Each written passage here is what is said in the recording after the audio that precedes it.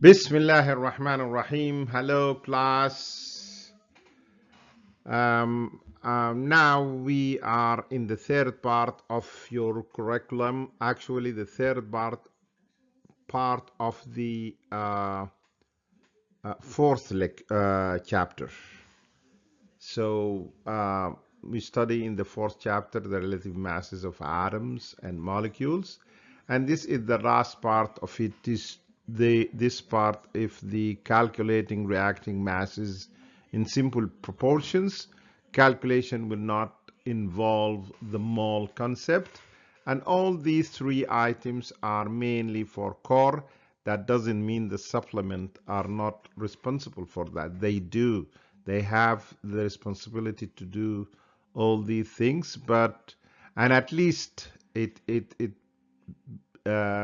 form a ground, a solid ground for them to proceed when they come to the mole concept.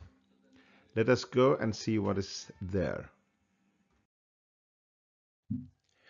To understand the concept of such calculations, let us assume that we would like to make a foot-long sandwich with a foot-long diameter. And this sandwich is formed of 3 eggs, 3 slices of cheese, and 3 slices of tomatoes. All of them with the bread is going to be this sandwich, a foot long sandwich. Okay, so if we would, and those are fixed amounts, you can't change them in order to make the sandwich. Just assume that this is just an assumption. So just assume that those are fixed amounts, you can't change them. You can't, if you change them, you have to change all of them. So for example, if we want to make 2 sandwiches, we need 6 eggs, 6 slices of cheese, and also 6 slices of tomatoes, and then 2 bread, foot long.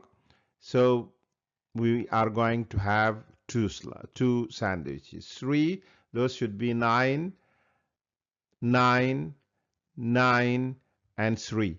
So we just go this way. We double the amount every time.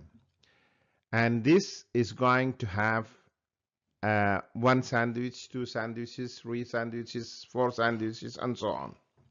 So because of this amount, if we need a half sandwich, we need 1.5 egg, 1.5 slice, and 1.5 slice from here. And this is going to be a half of foot long. That means it is 6 inches or 15 centimeter long bread. So the amount changed based on the end product, how many of the end products we need. And you multiply or divide each one of any other. If you don't have 3 eggs, you can't make the same sandwich. You can't make sandwich from those 2, but you can make the same sandwich of eggs, bread, or tomatoes. If you have less amount of this, for example, if you have 7 eggs, you can make 9. If you have 7 eggs, 9 tomatoes, and 9 slices of cheese, and even here, if there is 3 sandwiches, you can't make them because you can't make more than 2 sandwiches. This is just an assumption. You can't make a sandwich with 1 egg. Just an assumption. Okay? So by this, you can say that there is a fixed amount to make a fixed product. If we change the amount of product should be changed. This is the concept of what we are going to use in order to solve the problems of masses and how we can bring masses with simple proportion from equations. Taking in consideration our previous formula of this sandwich, let us name it the foot-long egg cheese sandwich. We need to visualize the formula, which says 3 eggs plus 3 slices of cheese plus 3 slices of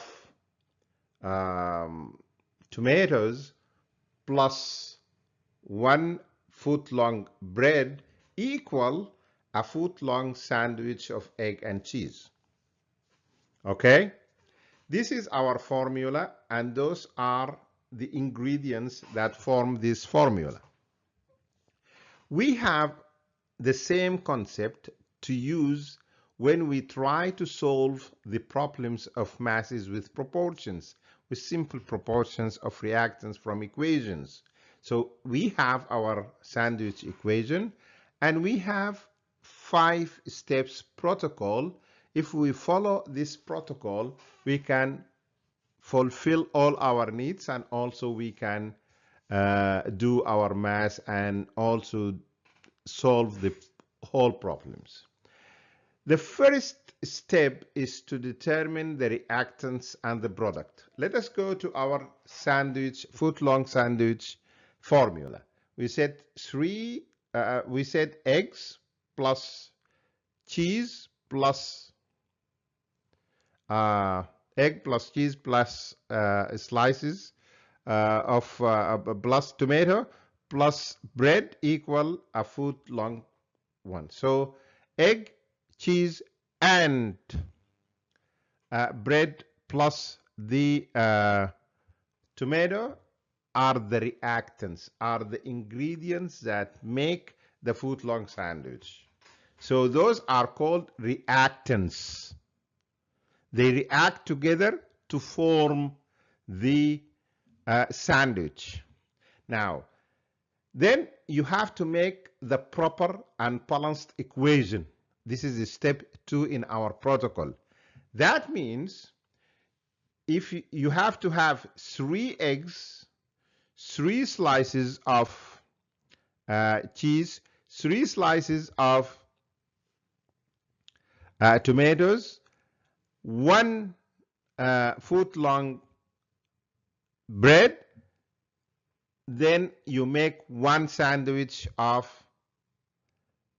cheese and eggs, foot-long sandwich of cheese and egg. So those are the proper equation. If you make 4 eggs, this is too much. If you put 2 eggs, this is too low. You can't make it.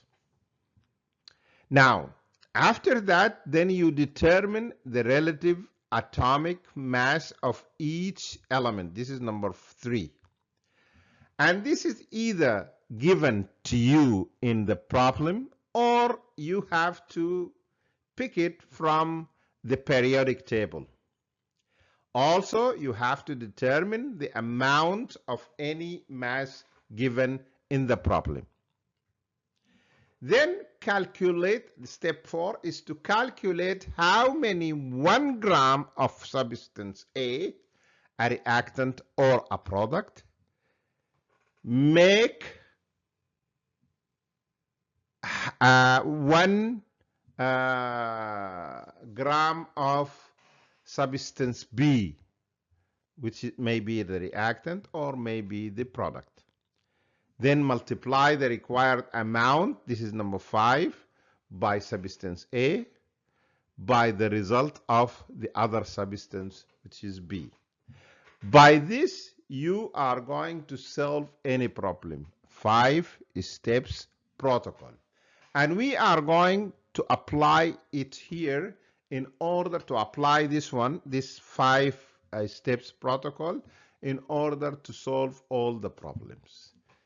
Let us go and see what is behind the scene. We are going to try a simple problem. Everything is going to be provided, so it's not going to be difficult, and we will try to solve it as quick as possible. So our problem says, what mass of calcium reacts with oxygen to make 17 gram of calcium oxide? There is a given information that the relative atomic mass of calcium equal 40 and the relative atomic mass of oxygen equals 16. Very simple, very direct. Here we have to determine some things. We have our 5 steps protocol. The reactants are calcium and oxygen, because calcium should react with oxygen, and the product to make 17 calcium oxide, so calcium oxide is the product. So we determine the first step, which is the reactants, calcium, oxygen, and calcium oxide. Number 2 is to balance. We must have a balanced formula. So calcium plus oxygen 2 equal 2 calcium oxide. So 2 calcium atoms plus 2 calcium oxygen atoms are reacting together to give us 2 molecules of calcium oxide. So this is a balanced formula. So we finish step 2. Step 1 is finished. Step 2 is finished. Now we have to go to step 3, is to determine some information. Relative atomic mass of each atom or element are given above. So the problem maker give us those two atomic relative masses of oxygen and calcium, and also that produce 2 molecules of calcium. The demand here is how many calcium, what he demands how many calcium is to react in order to produce 17 gram of calcium oxide. So now, based on the balance formula, atoms of calcium, 2 atoms of calcium reacted with 2 atoms of oxygen to produce 2 molecules of calcium oxide. Thus, if we now compensate each one, so 2 calcium atoms multiplied by their relative atomic mass equal 80. So this is a relative atomic mass of 2 atoms. If they react with oxygen completely, they are going to give us 2 molecules of calcium oxide. And because the calcium is the demand, I don't need to use the oxygen here, the oxygen here. I don't need it. I need just the calcium because the calcium is the demand. So here 2 multiplied by 40, this is for the calcium here, and 2 multiplied by 16 is the oxygen here, and the total of this, when you do this mass, is 80 plus 32 equal 112. Okay, so this is based on the atomic masses. 80 of calcium atoms can gives me the atomic mass 80, which is a relative atomic mass of 2 calcium atoms, will give me 112, which is the molecular mass of the CaO, which is calcium oxide. Now, if we turn this into grams, we are going to say that if we have 80 grams of calcium, we'll make 112 gram of calcium oxide. I bring this from here. This is the relative atomic mass, which is 80. So if we turn this into grams, we say that 80 grams of calcium will make the same amount, which is 112 gram of calcium oxide. Now, by simple mathematics, how many grams of calcium makes 1 gram of calcium oxide? So 1 gram of calcium oxide made by 80, this 80, over 112, and it had all this number. I'm going to say 0.71 here, but I have to keep all these decimals. Why? Because this is a weight, and this is a weight of reactants, and I have to keep it like this. And then we are going to approximate it when we finish. So each 1 gram of calcium oxide, in order to produce 1 gram of calcium oxide, we need 0.7 gram of calcium, okay, to react with oxygen. Now we know how many of this need how many of the calcium. Then thus the amount of calcium required to make 17, if 1 gram of calcium oxide is produced by 0.07 of calcium, then 17 gram of calcium oxide will be made by 17 multiplied by this number, and it's going to give me 12 with all these numbers, but I'm going to make it approximate. It is about 12.2 or 0.2 or 12.1 gram of calcium. So in order to make 17 gram of calcium oxide, I need 12.2 or 12.1 at least in order to make it. Approximately 12.2. Okay? We are going to make the same thing with the other.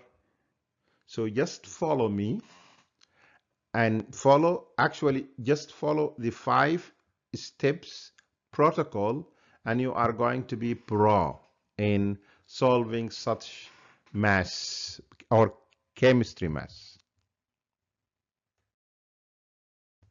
Again, we are going to take a simple problem to solve together using the 5 steps protocol. So the problem 2 says that what mass of magnesium reacts with oxygen to make 30 grams of magnesium oxide. Now the first thing is to go and see reactants are magnesium, oxygen. This will produce magnesium oxide. Now we have to balance our formula. It is 2 magnesium plus 2 oxygen gives us 2 molecules or 2 formula units of magnesium oxide. Then we have to look for the atomic mass for each element from the periodic table, because they didn't give us these ones, and those are them from the periodic table. After that, we make a simple calculation, a calculation of 1 gram of magnesium oxide. So based on the information, we are going just to apply the differences. You see, to apply, to compensate on the formula here. So two atoms of magnesium multiplied by its mass equal 48.6. And for the magnesium oxide, we are going to neglect the oxygen from the reactant. We don't need it, but we need the product, which is magnesium oxide. Remember that those are two molecules or two formula units.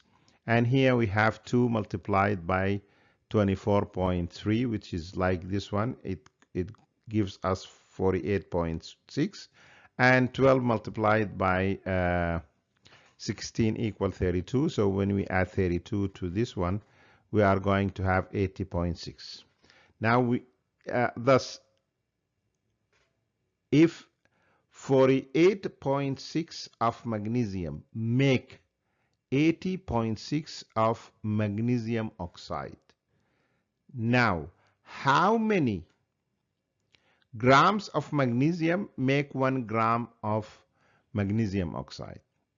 We just want to do very simple math, is to divide this by this, and we have about 0.6 gram of magnesium. So 1.6 gram of magnesium can make 1 gram of magnesium oxide. So if we have 30 grams of magnesium oxide, can we get the how many magnesium inside? It is easy. Just multiply the 30, because each of these gram is made up by this amount. So if we multiply this by this amount, which is here, will give us the how many magnesium is required to make 30 grams of magnesium oxide, and this is about 18.1 gram. It is all this. Why we keep all these decimals? Because this is weight. We need to get the correct weight. So it's approximately 18.1 gram of magnesium. Now let us take a third problem so we can understand more how to use this protocol. We are going to complicate it very little complication is going to add it to it. We are going to use the magnesium oxide itself and the magnesium and oxygen. So we just want to manipulate the numbers so we can understand more and go deep what we are going to do. Now, if 0.24 grams of magnesium react with 0.6 gram of oxygen to produce 0.4 gram of magnesium oxide, how much magnesium oxide will be produced by burning 12 gram of magnesium? Now, the first thing that I would like you to put in mind is the word burning. When we say burning, we don't only mean heat or high temperature. We mean that the use of oxygen. So here means oxygenated. Okay, 12 magnesium grams. So what is the demand? We demand this one. How much magnesium oxide will be produced? Now we go with the same system. Reactants are there as the previous problem, balanced as the previous problem, relative atomic mass, we bring it as the previous one. Do we need it here? No, because we are going to take simple mass now. If zero point 0.4 gram of magnesium make 0.4 gram, if 0.24 gram of magnesium make zero point 0.4 gram of magnesium oxide. Thus, how many grams of magnesium oxide are made by 1 gram of magnesium? We just divide this one by this one. So it's going to be, if I burn 1 gram of magnesium, it's going to give me 1 gram 0.67 gram, 1.77 grams of magnesium oxide. So now I knew or I get how much 1 gram of substance A make how many grams from substance 2. What I need, substance 2, which is B or 2, produced by burning 12 grams. So because he asked me if the 12 grams here, so I just multiply this by 12 and it gives me this amount, which is 20 something. Very simple equation, very simple. Putting in mind, we don't use the atomic, we don't need it because he gives us the grams of the reactants directly. So we don't even need to bring about or to bring on the table the relative atomic mass of each one. Let us go. Now the fourth problem, this is the last problem. It's also easy. It's not that difficult. The only thing that we may have a larger molecule, so this we try to solve it here this way. Now calculate the mass of iron oxide Fe2O3 produced when 45 grams of iron reacts with oxygen in excess. When we say in excess, that means we have an abundance amount of oxygen, and the oxygen will not be the limiting factor of this reaction. Now, what we have to do is to go through the protocol with the same procedure, with the same, and just compensate, change the chairs, and that's it. So first, reactants are iron, oxygen, and the product is the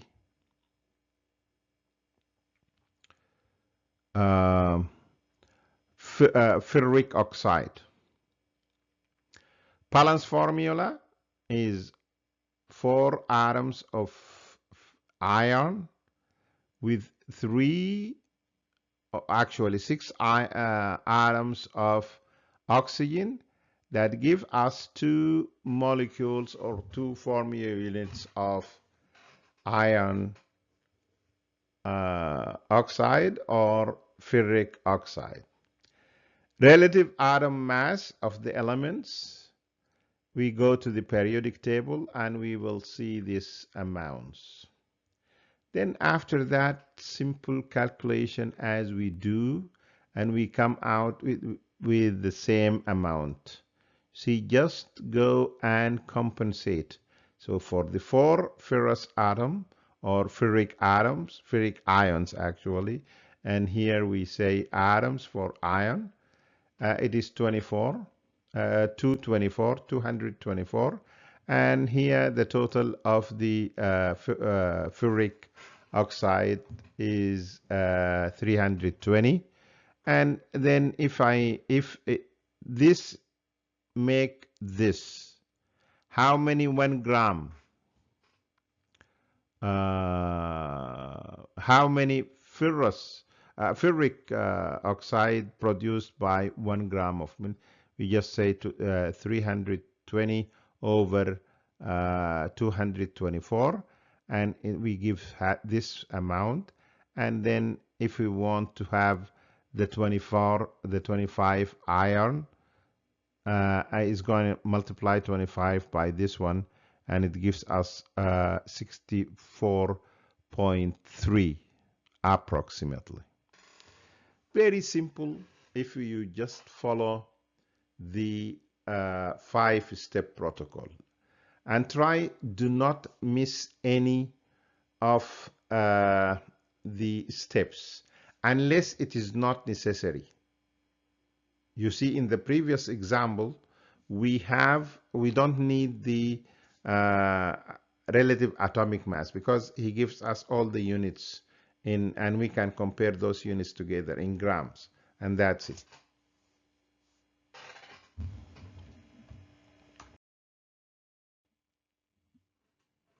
Now, by this we finished the last portion of chapter 4. And as I told you before, this is necessary to get into chapter 5. So please try to redo and rewatch the 3 previous lecture, including this one. And you can go several times through them. Try to do the 5 steps protocol several times, and then by the end you are going to reach what you want to reach.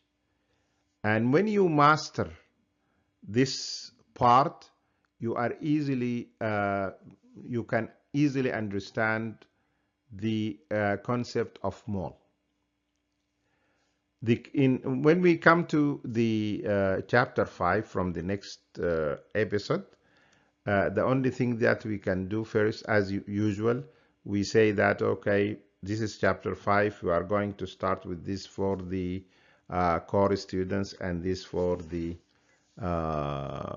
supplement or extending students. And as you know that most of chapter 5 is for supplement students. Thank you for having me this time. Thank you for following, and still just try to subscribe, distribute this to your friends.